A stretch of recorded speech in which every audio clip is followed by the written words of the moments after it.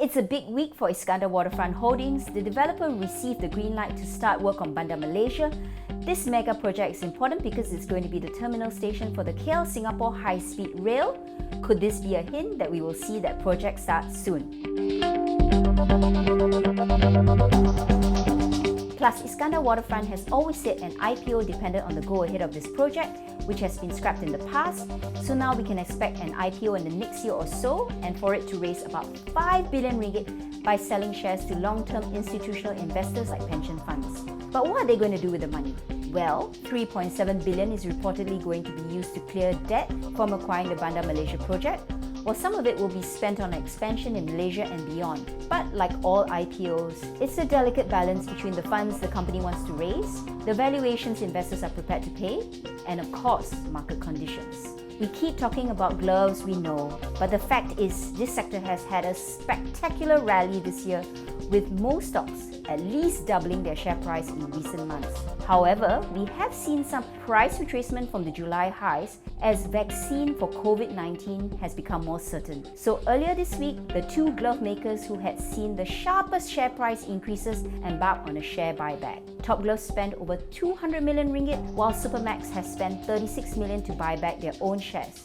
Now, why do companies undergo share buybacks? And does it always make financial sense? For sure, glove makers have seen their cash piles grow substantially in recent months, especially since COVID-19 has driven average selling prices to record highs. But why are glove makers doing it now when their share prices have done so well? And could the cash be deployed better? Because companies can use the cash for reinvesting, like expanding their facilities, automation or training, or even acquiring another company. Or it can go old school and reward shareholders by paying more dividends. In any case, some might say a cash buyback is positive because it can reduce the share base, which will decrease the proportion owned by shareholders. Also, it's an important signal that companies believe in themselves. Still staying on gloves, Top Glove posted strong results for the fourth quarter of 2020. Core net profit for the quarter came in at 1.36 billion ringgit. That's 1,565% more than its profit during the same period last year. Safe to say, this set of results beat street expectations. The reasons are obvious. Demand shot up due to COVID-19, and Top Glove is, after all, the largest rubber glove manufacturer in the world. But the strong performance also came down to higher average selling prices with better cost efficiency. Analysts are mostly positive on its outlook moving forward since the demand for gloves is still expected to rise. But how much more upside is there? Meanwhile, the video sharing platform TikTok has chosen Oracle over Microsoft to buy over its US operations, likely saving it from being banned by the Trump administration. As you may know, Trump has long been wary of the Chinese-owned social media app for national security concerns. According to news reports, Oracle will get full access to review TikTok's source code and the all-important algorithms to make sure that there are no points of backdoor access by the Chinese government.